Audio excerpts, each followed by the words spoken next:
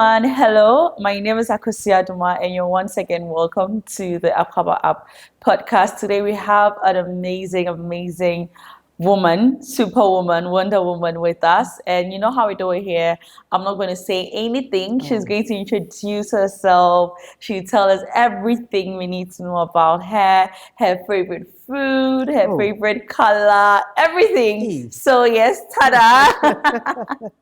We are so excited to have you. So please let us know your name. Let us know everything we need to know about you, your favorite food, your favorite color, what you like to do as your hobby, what you like to do during your leisure time. I want to know everything. Okay, just the soft things, right? Yeah, Okay. maybe a little bit of the hard things. Okay. Yeah, my name is Nkechu. By the way, I just have to say I'm so glad to be here. Thank you. Really, I met Kingsley in Houston last year during the Diaspora Africa conference, and it was an amazing experience, just learning what you guys do. Beautiful. And I love it. He told us so much about you as well. So you're really happy to have you here. So my name is Nkechu Akunyili, and it's who am I? I'm just some Nigerian that fate brought to Ghana at some point in 2009. Yeah, I came with my son. I gave birth to my son here. Wow. Yeah, so 15 years. For me, 16 years. He's 15. So it's just been a beautiful journey here. And my love is all about, I came here as a banker, 15 years back. I was in the banking system even before then, since 1996. So by the time I came here, I was already like almost 15 years gone in banking. And I did another as the regional treasurer of West Africa. I came here that 15 years back in 2009 for UBA. And it was just fantastic because it was a new lease of my career. I needed something different because I went to Exeter University for my master's. And when I came back, I actually left for that master's because I needed to leave. I needed to breathe from banking. I needed a kind of break. So I did that in 2007. And 2009, when I came back, they said to me, you know what? We need you to come to Ghana and just turn things around. Ghana had been on for 5 years and wasn't making profits, and they needed a turnaround team to come. So I was the treasurer that came with the MD. We were 3 of us that came. And that same year, we turned the bank around to the glory of God.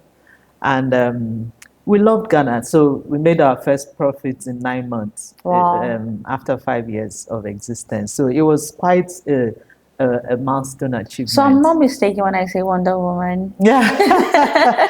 Yeah, it was one thing that I've done in my life that was really being part of that team and just getting people to have a mindset shift, on how to be profitable and not just talk about working every day.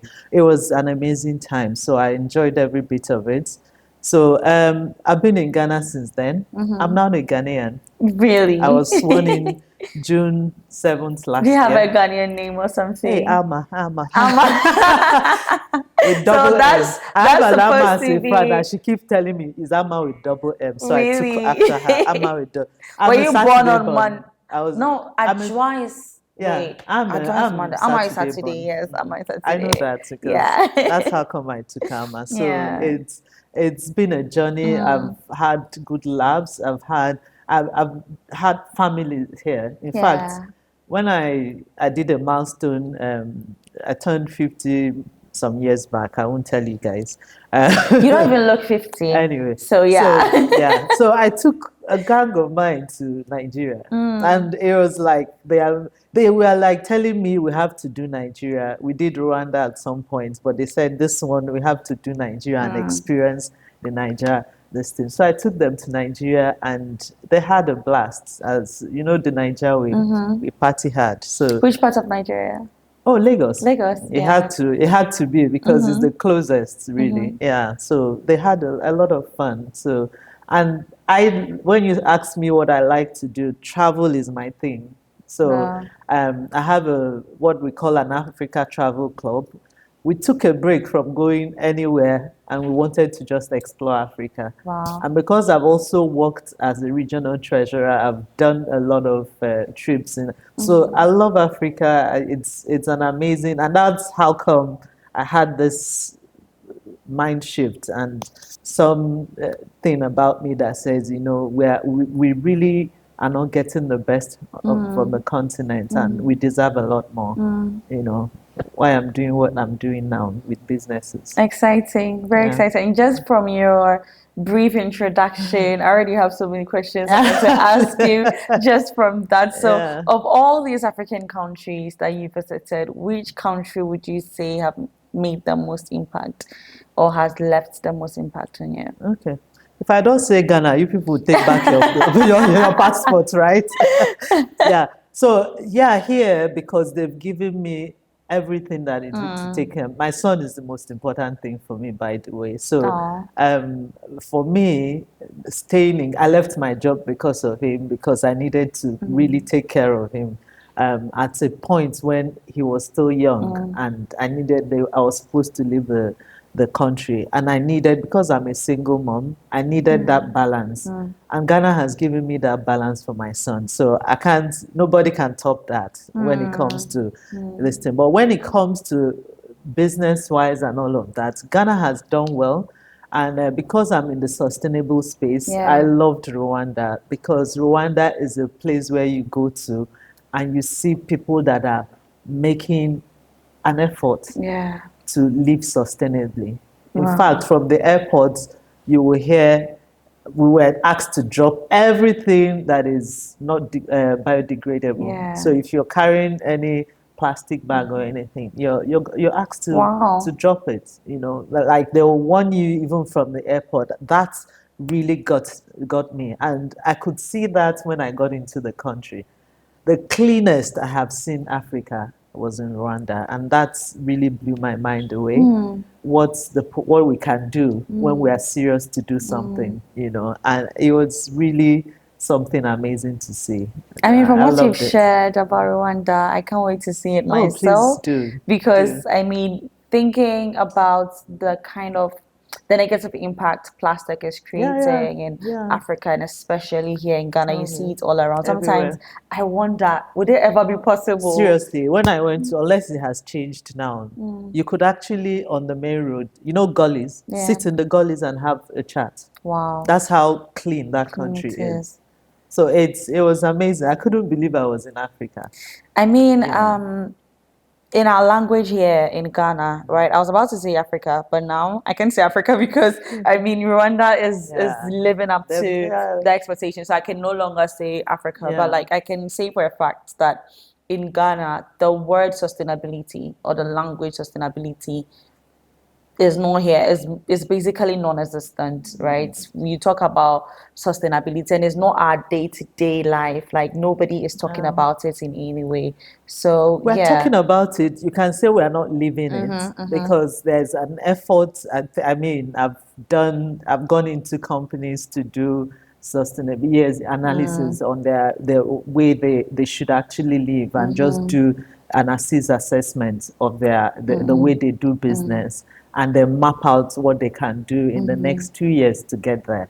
So companies are being conscious of it. There are a lot of funding in that space. So people are really trying to live up to expectations, tap into those kinds of funding. So Even here in Ghana. oh, of course, Wow. definitely. So people are making an effort. There's no doubt about it. Some of the banks have funding that are geared towards that, even if it's gender based, even if it is just to be able to, even on renewable energy fund. There's so many kinds of funding because it's a whole area of spectrum. So people are tapping into that, just making Interesting. sure that governance structures are right, that making sure that their businesses are quite living up to standard when it comes to safety, when it comes to gender balance and all of that. So it's really something that it's people are working That's towards. really interesting. I Yeah. can't wait to see that future Oh, where we can visibly see the see it. impacts Yeah. of us living I more hear you. So sustainably. you will ask yourself, are people doing it just to attract the funding or leaving it Mm, because they mm, believe it, you know? And yeah, that's where we want to get to. yeah. So don't do it for the theatrics, Funding, but let's yeah. just do it because it's a way of life, which is what Rwanda is now doing, right? Yeah. Awesome. So going back to Yeah. finance, right? So Yeah. going back to finance, Yeah. looking that okay, you've worked in banking sector. It looks like you're like finance woman, right? Mm. What made you choose the journey of finance? Like, was it something you always wanted to do as a kid? Was Mm. it were you inspired by your Oh, parents or something? if you start my parents' story, that would be another. We Mm, need. We're opening another chapter. mm, Yeah, my dad really. That was where he started me off with. He was a chief registrar of Supreme Court, so he needed me to be his lawyer in the house. mm. So it was that law thing. But to be honest with you, from day one, I just needed to um, make money was how I started. I Okay. needed to make money. I'm like 6 years, 5, 6 years in school. Well, and by that time, in 2 years, I would have used it To to make like find my way. money. Why am I going? So I did everything. I actually Oh, scammed my dad wow. out of. Tell us more. Hey, Charlie, you don't want to know. Okay, so how did this start? Um, First and foremost, I needed to start school immediately after my Senior secondary school. high, So I yeah. passed. Luckily for me, I passed the what they call in those days poly exam. So I went into school like next distance. So I lost contact because with my all my friends Yeah. because I really got into school immediately. So when people had time to play around and wait, I went into school immediately. Doing the poly jump, I did the poly jump and passed, and I went into school immediately. So after that, I was even in school and I heard that the jump results were out. So my first this thing was law because my dad made me do Yes. that. And then second was my love, economics. That was my second choice. Wow. And trust me, when he's told me, oh, job results are out, go and see what. When I got there, I saw that they gave me my second choice because I got a high point, but not as high as if I knew. Maybe it was even me that did it when I was studying for economics. So I Wow. got my second choice. And my dad said, you must go and change it. When I went to the school to change it, they agreed to change it because Yeah. my score was just Yeah. borderline into law. Yeah. So they said they were going to change it, but I'll have to start English and then start it in my second year. I said, that's another 6 years. So I came out and told Daddy, they said it's not possible, that I should just go and immediately, I didn't even tell him. I had already started registering. Daddy, forgive me, he's late, sorry. Forgive. I had already started registering for my economics. Then when he called me, I said, Daddy, they say it's not possible. So because they finished matriculation, I got it very late. I don't know what happened. So they had finished matriculation. So they asked me, just go and do registration. You're still wasting time looking Yeah. for law. Yeah. You know. So I went ahead and did it. And told Daddy, they said I should do it next year. So let's wait. Meanwhile, I registered full for economics.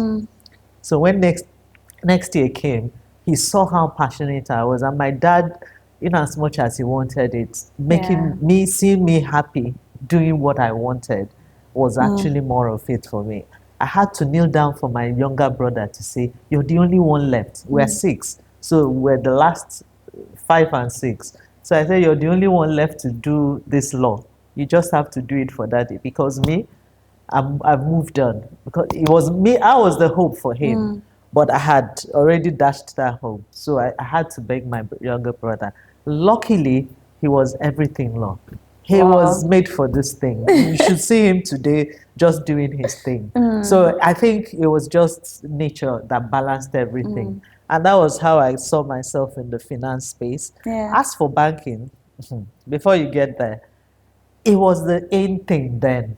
There was nothing else in the 90s. that was the job, So when you look at who has everything, it's banking. So, and luckily for me, again, I just stepped up. I think my dad had friends that all he needed to do was just to make a phone call. And that was the help I got, all the help I got. Yeah. Dr. Ejike Onya, bless him, he was the one that just called up Fidelity and said, I need my little niece to do. He used to call me the daughter then. I loved him.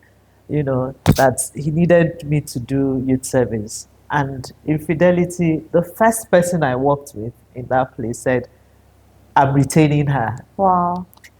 In fact, you have to, as a copper, you have to go around all the departments and control everything I did. But they all wanted to retain me. So it was just it was given that I was going to work in Fidelity. At the end of it, I was retained and dragged everywhere. You're working with me, you're working with me. I had to just tell the best person I wanted to work with. And why do you think this was so, was it because you were so smart or you were really diligent in your work? I think from time, I learned all of this from my parents, to be honest with you. I saw how my dad did work, and all he did was give it his all. And I would say it's smartness, when you try to give your best in your work, I think it speaks for you. So from day one, I was eager to learn. I disturbed everybody. As a copper, I was leaving late at work. So everybody sitting around me would dump work on my desk. And I was happy because I was learning. And that was all I needed to do, because I needed to just do this as best that I could to rise through the life. One, not just I didn't know I was talking about retaining myself in the establishment, but I was just doing my work. As God will have it, it turned out that everybody that experienced me wanted me to be in their unit, and it was just God that ordained it, that it happened the way it happened, and I was able to just have a home, and it was just the best place to start off banking, because it was the same place. Then banking was like dog eat dog. Wow. Because Nigeria, if you work in Nigeria, you just have to fight for your shirt. You need to outdo one another, because it's a very small. The job is like this. Meanwhile, we have multitudes looking for the same thing. So everybody wanted a bit of the action. So you needed to just do your thing to get your space. So it was that tough, but I was able to get into it and then grow from there. Yeah. Okay. So would you say that have you regretted ever doing banking, or would you say that it's something that you would never, ever, ever, ever regret? Oh, no. I don't think I live with regrets ever in my life. I think things happen for a reason. If not for the experience I had in banking, I won't be doing what I'm doing today. Would I have done it that long? I think that's the question. I don't think I would have done it that long if I knew what I knew today. But definitely I'll do it again and gain the experience, because I met the best people, I met the best bosses, I worked the best with the best colleagues, that's really, we're in a group today that when we talk, I could actually see people respect you for the things that you did, the work that you did. Even the people I worked with years back in Fidelity, they still remember how I worked, and then the ones for today are like, oh my God, I wish you were still here. So those things, the fact that you impacted people and you were able to work with them and they appreciated, I can't take that away from my experience. How many years did you do in banking? Charlie. 23 years plus. 23 years. Wow. Yeah. And 15 of that was done here in Ghana. Wow. Yeah. Wait, I'm trying 11, to do my math. Or 11, because I left in 2020. 2009, and then, Wow, beautiful. And then now, as a View Access View Africa. Africa. Yeah. Yes, Access View Africa. Can you tell us a little bit more about Access View Okay, let me Africa? tell you how this whole thing so that you'll appreciate it. All I right. guess it's also all about how I did my work in banking, and I saw that this was a space. Banking is a space where it's the customers and what you do for them that matters. We say we do advisory, we do it. That was one thing I did in my banking that I really enjoyed because I was a treasurer, but I was in the faces of every other department in my business. I was really like trying to get the best for the customers that we serve. Because for me, I believe that if we take their needs and meet their needs, they're going to be with us for the long haul, and that will keep us in business as a bank for the long. So that's has always driven everything I was doing. So if they have challenges in cross-border transactions, I'll fix it. I'll look for how we can enable them, how we can help them do it. If they had challenges with credits and their credits are, I'll be the one because I sit in credit committees to argue for them to do this thing. So serving customers and also advising them on how they things that they need to do to be able to thrive in business or to be able to put themselves in the face of the banking to actually access credit. All those things came naturally. And it's something that I was doing without knowing what I was doing. I was just doing it there. And when I was, I don't even know what to say. When I was strong armed to leave the banking, because I had a year that I was supposed to leave banking, I exceeded that year by 1 year. So the events that happened subsequently showed me that when you speak, this is your mouth. When you talk to God and you have a conversation with God, it's a promise. It was time I to tell leave. you, God will tell you, my friend, what was our discussion? He will orchestrate things, and he did. Because what happened in the next 1 year was like, wow, wow, wow. Where is this coming from?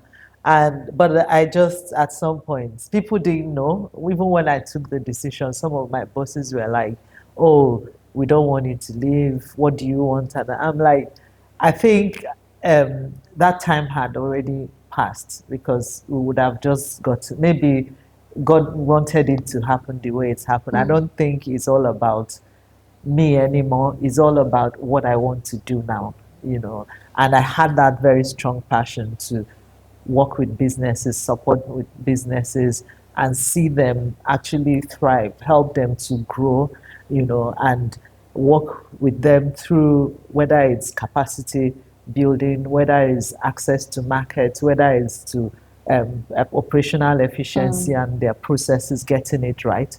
And you just needed to do that with businesses because there are really, especially SMEs, some of them working in banking, they're clueless as to what to do. And banks, when we come, is garbage in, garbage out. Nobody tells you what to do. So why won't I, from the outside, prepare them for access to finance and everything? And that was what bettered Access View. And that's what we do now, supporting businesses. Yeah. Beautiful. Awesome. And so how long has Access View been in operation? Yeah, 2020. I started that because I never did any other job but my job. But the only thing is that when I was in the job, I was also supporting businesses. I could actually, I tried to support business because investment came to me it's all about value creation. So anyway, Access View started 2020. Yeah, officially. Okay. Beautiful. So when you're talking about how you're passionate about Africa, because definitely you've had the opportunity during your banking years, right? You had opportunity to tour Africa and you have your friends who you tour Africa with, right? In touring, what would you say are some of the biggest opportunities that are really untapped that you feel like would be very, very important to Africa being transformed or to the transformation of Africa? Okay, the fact that every African, in fact, even in my banking area, the fact that every African country is today still import dependent. Is a huge opportunity for Africa. How so? Yeah, because that tells you the things that we need to, those are gaps to cover. Do you get what I'm saying? Yeah. We are still importing the food that we eat, for instance. Manufacturing is lacking, value addition is lacking. There are so many things that we can feed. And these are things that we need to, even I can imagine the Western world will look at us and like, can't they see these are needs? We actually allow people to come in and do it for us, unfortunately. So farming, for instance, is one clear opportunity that we have. It's the fact that we still import the food that we eat. So in fact, when someone told me even toothpicks I'm like, how did we get here? So the opportunities are endless. So, but even in agriculture, and that's why I'm very passionate about agriculture, because if we get it right in agriculture, produce what we eat, add value to it, there are so many things that we can actually stop importing. Poultry, for instance, we import 90% of it, the poultry that we eat on the continent. I'm telling you, we don't have capacity to produce that much, and that's a huge opportunity. Because, and of course, when you go into why are we not looking at that? Because people, even the people that are ready for that, financing it is an issue, right? So, but for me, the most important thing is identifying it first, as this is a huge gap, and then work towards how do we close that gap, because in closing that gaps we're going to create the jobs that we're lacking on the continent. We're going to actually develop our communities can actually be developed, and we're able to add value to educational system will be enhanced, because what you're saying is we've seen this need, we need to actually get ourselves armed with the kinds of knowledge that we need to equip ourselves with covering those gaps. So there's a lot, and these are things that really will actually drive our economy. Manufacturing, it's something that we don't even look at. And then when we look at it, the people that are doing you see how well they're doing, and that is the point. That is how we can actually, how well we can do if we focus on this little, even just adding value to say, instead of doing cocoa raw, why won't we add value to do it, so that it will actually enhance the kind of marketability and even the price that we actually attract for that. That's foreign exchange increase for us, right? So, what is preventing this? Is it a knowledge gap? Is it we don't have the infrastructure to polish up the things that we do? Is it there are no people willing to invest in this? What is holding us back from? Because what you've shared with me, I've also heard it like a couple of years ago. So it's like people are fully aware that this is the issue. So why are we not getting there? You see, the point is that I keep telling people that why we have to do this thing is doing it ourselves. We can't, nobody can do it for us. So when we talk about the infrastructure, is very valid reason, because there are some things that enabling environment for businesses to thrive, right? You go to Nigeria today, electricity is a big issue. It's something that when you're doing business, you have to compete. When you buy your generator, when you do all of that, to even power your plant, that's when you get money to get the plant, right? So we talk about access to finance is very key. So you now bring the finance, whether it's locally, I will even talk about the access to finance issue, whether it's locally or an investor brings in the money. Okay, and that's what the investor will think about. If I give you this money, so if I bring the money here to you, how am I going to get my this today? You have this, you have security, you have all of these boxes. I can't do that. Do you get what I'm saying? So it's really for us to start looking at the very critical issues. Of course, in Nigeria, we talk of security. Even in Ghana, we're now hearing security issues. And these things are happening in areas where farming is really very key. Or we have the opportunity to do a bit of industrialization and manufacturing and all of that due to proximity. So you have those disadvantages that will make investors not even come in to actually bring in funding, because that's another level of challenge, which is access to finance in Africa. So it's really what we are doing. And in doing that, I say to myself, what is even the best option when you talk about access to finance? People can't give you money, because when you keep asking from outside, you have an issue. The issue of repayment and also exit. How do they exit the market? When it's foreign this thing, and that's why my main focus is local investors and diasporas that are looking to come back, which is another this thing where I met your boss, where I met Kingsley. So it's really important that we dissect this and take it from the root cause. What are the problems? Is it security? Is it infrastructure? And actually start dealing with it, because until those things are layered, investors are not really willing to come in and take a risk, because I'm not going to get my money. It's very clear. Is either even if you have the security, if you don't have those enabling environments, the infrastructures that you need, your things are going to be more expensive than you're competing against these imports that are coming at such a cheap rate.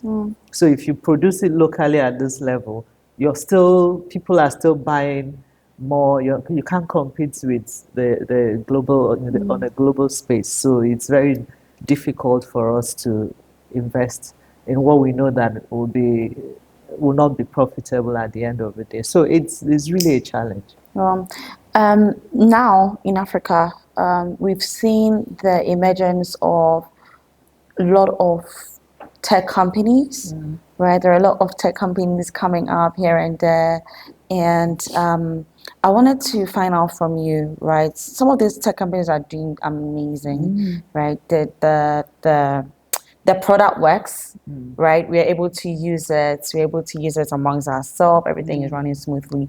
What is preventing some of these amazing businesses, not just in the tech space, but what is preventing African-owned businesses to scale to the global stage? Because it's almost like it stays within our community, and then that is where we utilize it. What is preventing these companies from scaling to like their global stage? Oh, the issue is, do they even? Charlie, Africa is a big market. That's my problem. Let them even blow within on the continent. Yeah. I'm serious. We ignore the capacity that we have on the continent. We have the population. We have what it takes to actually, but we don't look at Africa. We actually jump it and look at outside. And I don't have a problem with that. But within is the potential that we have within that amazes me. I'm Pan-African, so I'm really for us to, and I'll do this because I'll tell you, when we talk about what Trump is doing, for instance, and how people are complaining, I'm like, I don't like his why. I always tell people, but I like what is going on, because it's about time that we start looking inwards, that we know that there's that market here. Must we export to the US? For now, I'm like, at least if we let it be an alternative and a wake-up call for us to start looking at options. Africa Continental Free Trade has given us that platform for us to access and look at. I know it's very tough for us to actually do this, but it's now going to make people sit down and say, these barriers that we are creating, we need to break it down, because it's affecting you, it's affecting me, the tariffs are killing us. So let's even balance it out. And of course, there's also some things that we are working even from the Diaspora Africa Conference with Michigan to also make Michigan the entry point, given that they are more open. In US, you can have the states actually dictate. So there are things that we are doing with the GABA works that will actually help us. But as we are doing that, we need to also look at Africa. So the tech, and I'm really, really blown away by the kinds of innovations that Yeah. are coming up, Yeah. and that Yeah. tells you what we can do The on the potential we continent, have. and that is just scaling. Mm. You understand? The scaling of it is what we need to do, you know. And that's why when someone, and I don't want to even call him, when they called me on some of these things to for some Singaporean platform to do something, I'm like, what? I'm not even going to entertain that, because I know that we have those the skill sets, we have the tech to be able to do that same platform here. We need to actually look for it within on the continent. I'm supporting one of our very own Ghanaian, two young people that are doing extremely well, that my Amazing. clients, So I'm like getting banks to say to them, why do you people go to India for this platform? This is a lending platform that actually was done. They did it based on Africa peculiarities, things domesticated already. You go and take all of these products from outside, and you now start doing some domestication that will even cost you so much. But these ones were done because they know how we do business in Yeah. Africa Yeah. and the way we do. So why wouldn't we just use them as against it? So we're trying to change the mindset. We're all we love our foreign, everything foreign products. So in the tech space also. So when you talk about why, it's because of it. We prefer foreign solutions to what we have locally, but they are proving themselves. That's the good thing. They've done so well. Some of them are raising amazing funds in billions already, and we can't just hide them anymore. So we'll get there when we're talking about them competing. But the issue is that because these guys got into the tech space before us, and that's why I'm very passionate about us using it to grow on the continent, to actually take advantage of it. So the competition is very stiff out there. Nobody will displace what they have for ours, definitely at this point. Especially when we're doing America first, and but we'll know that we'll get there. But on the continent, I know they have the capacity to scale on the continent, and I wish them all the best, as I'm rooting for my own people too. Amazing. So now we are looking at all these businesses and looking to scale, looking to grow, looking to receive investment, etc. How does a company position themselves to be able to attract investors to come and invest in what they're doing?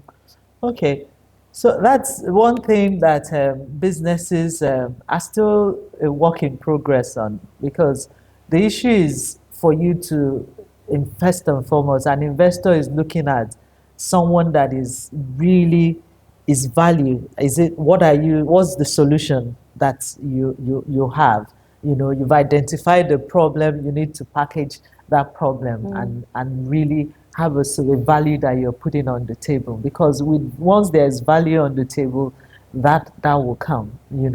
It's really, first of all, identifying the value that you're really giving to clients. Investors would be like, this thing, are you the only person doing it? Is this something that any other person can actually, is it easy to penetrate into this and now take away what I have invested in? You understand? So that is this scalable? Is this something that can grow organically on its own? And you have to really tick those boxes. And then how do you run your business? You have to really package your business in such a way that you're ticking the boxes of governance, you're ticking the boxes of operational efficiency. Because when I look at your books and you're not, as an investor, nobody will want to, you look at the books and you're like, okay, this inefficiency, even if I put my money in it, I'm not going to get my money back. So if your operation the efficiency that you have in your is very, very clear, because some people actually even come to me saying, oh, I need money for something. By the time you look at them, they don't need money, but it's just that your cash flows are just mismatched. So that's when corrected, you see that it's either you don't need as much money or you don't even need money at all. So it's that kind of so investors will look at all of this and they will look at the markets that you have. You know, is the market enough to really get me my money back? You know, do you really have traction already? Okay, so if it's a startup, it's a different discussion. But if you're in business already, who are the people that you're doing? And then do you have your branding and all of that's even on a secondary level? But those things really count, you know.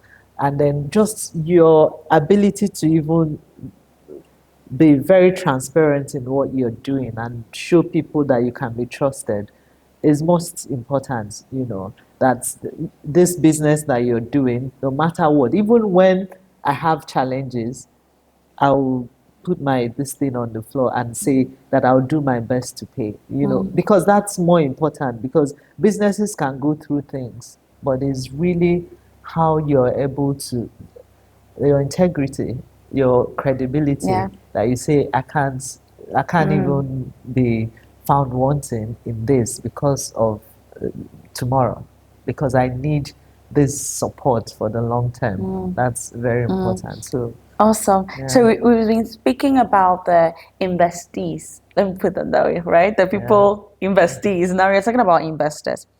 For someone seeking to make an investment in Africa or seeking to invest in a business in Africa, right? What are the things they should look out for? First things first, if you because it's really to have someone, an expert that is local that will just help you with due diligence because it's very important. You need to really understand the landscape and not just landscape first is even before you talk about the business that you want to invest in, because it's very important to understand that, hey, I'm coming into a country, I don't know anything, I just can't jump into it without having a professional opinion, you know, to check out these clients that I'm supposed to do this thing, you know.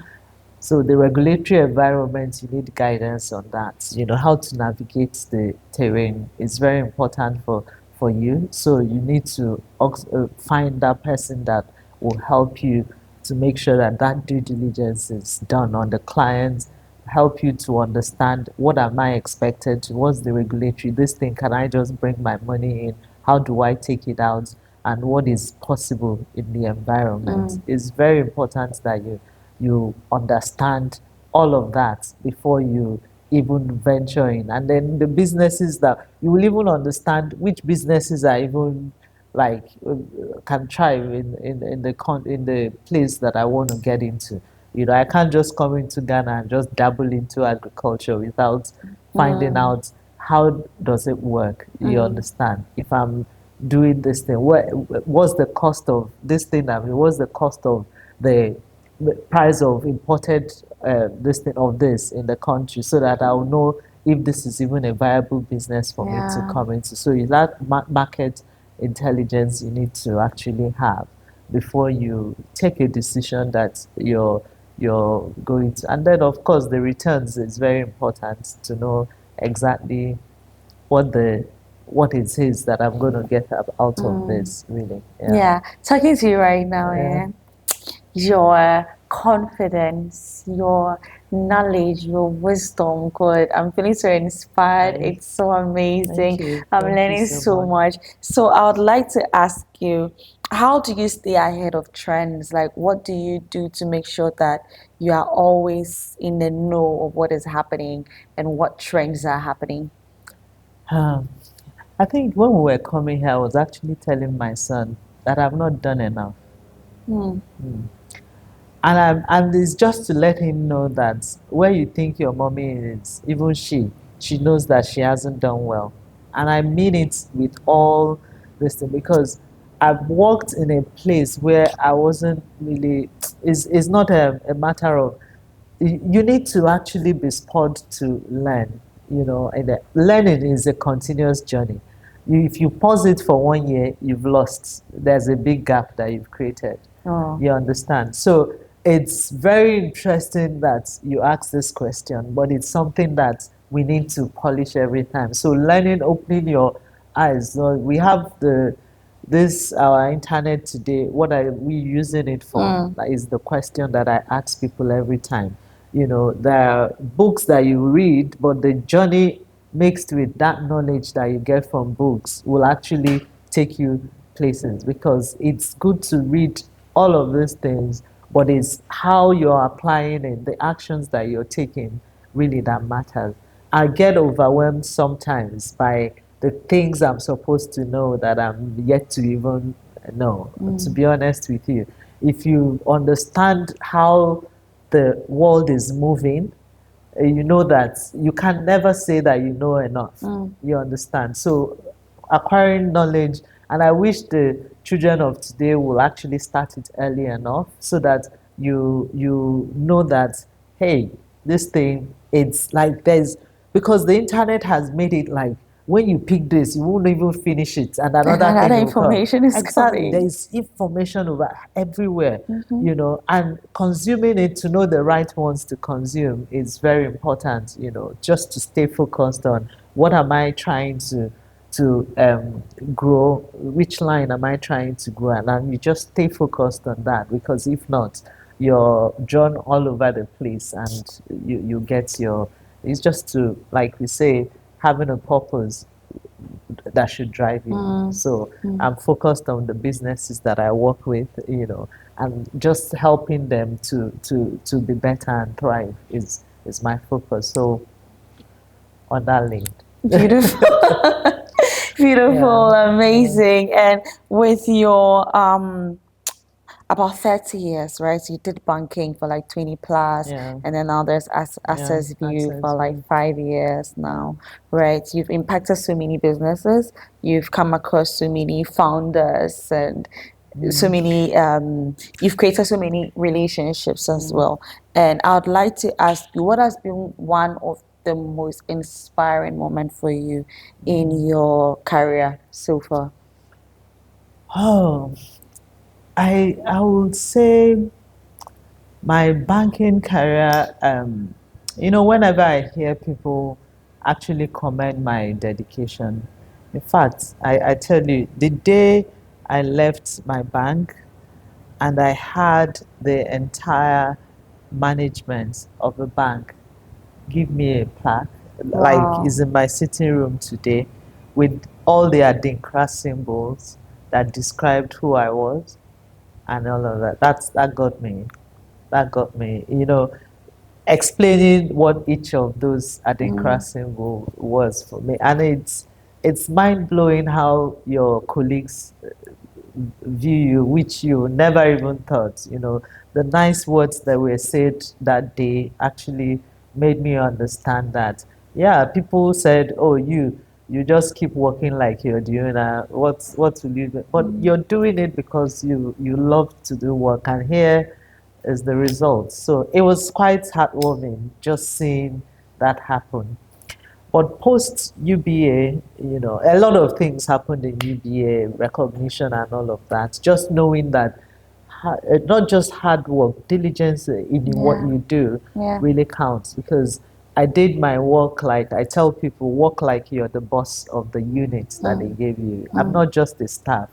I'm giving value to the organization. Yeah. And I need to also inspire the people I work with to work that same way.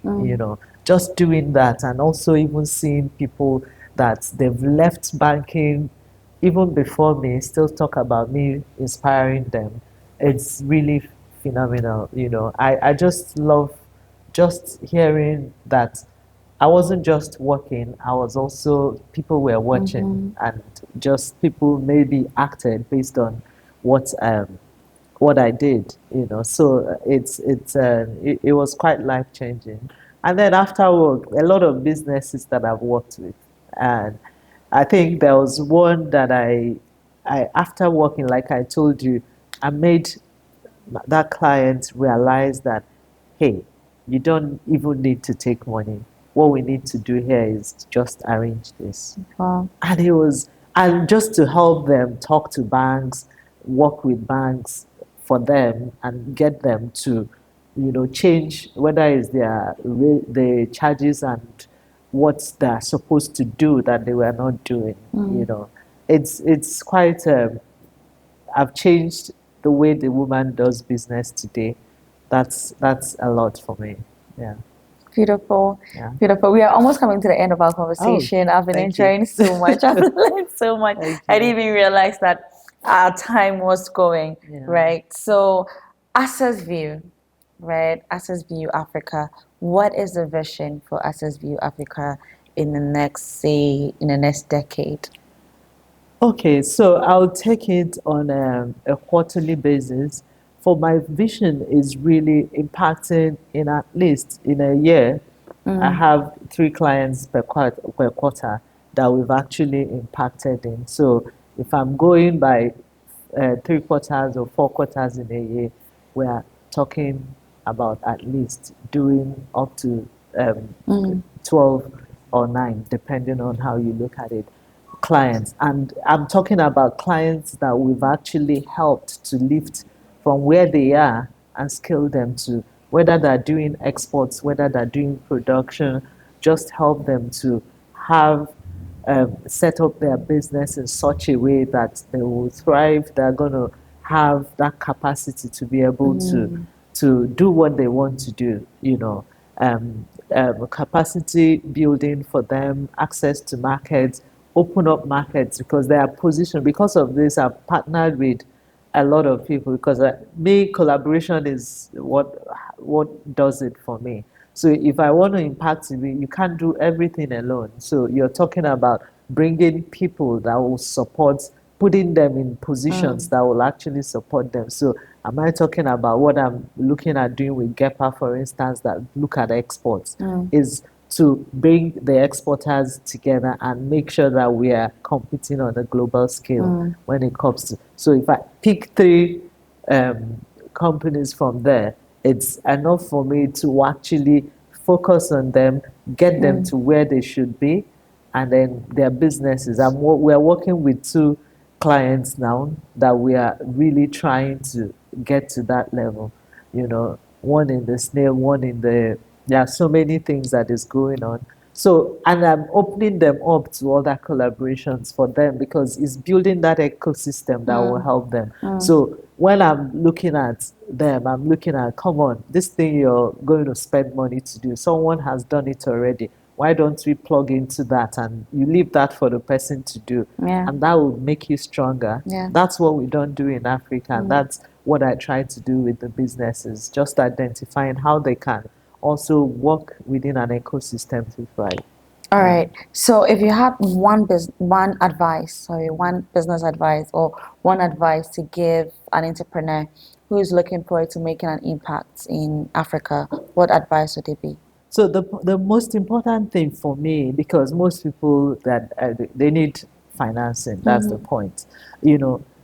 It's for you to prepare your business in such. First of all, are you adding value to anybody? That's the most important thing. Your market, identify it and hold them together. And then when it comes to financing, please, please, please, this thing about what kills, since I've been doing this job, what kills your shine and everything is when someone helps you, invest in you, you actually disappoint the person. Wow. Your integrity is so important in this business because that is what will take you far. If your credibility is not questionable, such that people will say, "Oh, I've supported him before, and he did so well." Anytime he says he's not able to supply, it's true, not because he's trying to cut corners, but he's really on point. Let your word be what people can take to the bank. Yeah. And because that will take you a long way. Most businesses think they're smart. They want to cut corners. No, there's nothing like cutting corners. I'll find you. And when I find you, I won't touch you again. That's the point. So you think you can get away with this. How much has someone given you for you to think that you can play a fast one? That will be the end. The person. I know some of these people that I'm ready to actually get people that will put so much money in their business. But the way you use the first round of funding is how the next one will go. So just stay focused on what you're doing and make sure that if you tell me this, that is what it is, because your credibility is everything. Thank you so much. Thank you. Thank you so much. you. So, what are the values that guide you? Like the very 3 values that guide you in all aspects of your life? Staying consistent, Consistency, integrity, and love. Consistency, integrity, and love.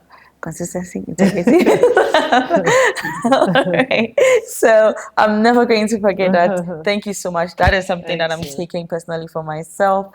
And speaking to you, it's very clear, right, that you're deeply rooted in your faith. Right, it's very clear, right from the onset. That's the only thing that keeps me going. Amazing. And how would you say that this faith has, how would you say that your faith has contributed to your success as a person? Okay, you know, the interesting thing about how I grew up is that my dad never said to you, it is church, it is this. To him, it is how you live your life that people will see. So you just have to be very authentic in the way you live your life. You know, I think the religion just was icing on the cake, because there the values you now see where he picked it from, but he will never tell you his church. He lived it and we followed, you know, and we saw where he got it from. And that's why faith, because when you yourself, you're going to church and you're not living it, your children will be like, what is this? You understand? But my parents were such that when they in fact, sometimes when she is annoying us because people are hurting him and he's still doing good to them.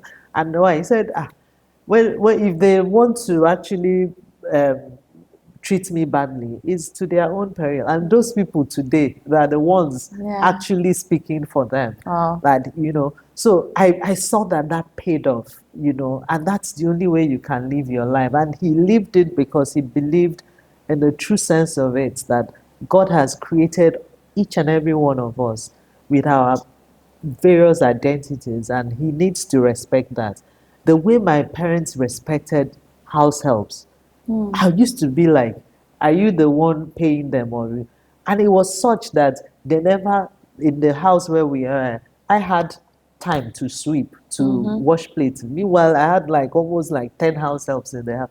But me, a child, 6 of us, all of us had our own this thing, because to them, they came here to help, not because for you to be sleeping. It's for you to learn from them, because it's so that is how. So today, when people see me treat my housekeeper like a human being, they're like, is she the one running things? But that's the way and it's just for us to treat every human being like they're humans and nothing less than that. With love. Yeah, with love. With love. So if anybody wants to find you, where can they find you?